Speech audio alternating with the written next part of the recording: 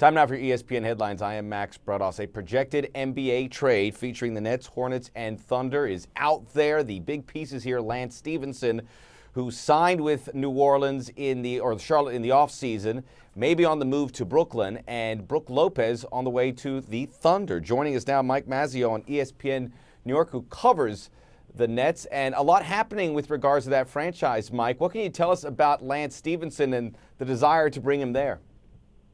Right, Max. At this point, the talks are just preliminary right now, but the Nets are looking to shake things up. Billy King is very active working the phones. He's talked to several teams about Brook Lopez, including Oklahoma City, the Miami Heat. They've lost 7 games in a row. And so there's a recent story, obviously, that Mikhail Prokhorov is looking to sell the team, active and looking to sell the team. So there's a lot going on with this franchise right now, but ultimately they want to shake up this roster. Brook Lopez has been coming off the bench.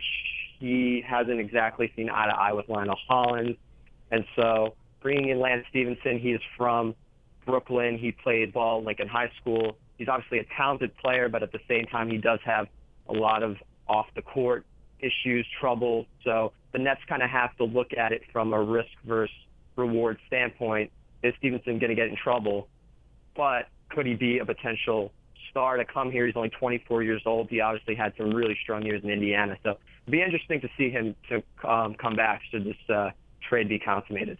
Mike, big men are at a premium right now in the NBA, and even though Brook Lopez is coming off the bench, how do they think Brooklyn will be a better team bringing in Lance Stephenson? Obviously, they are right in the mix for a playoff spot coming into Thursday's action. They have the 8th spot in the East. Why do you think getting rid of a big man might help this team in the long run? Well, I mean, I just don't think Lopez has been a great fit there.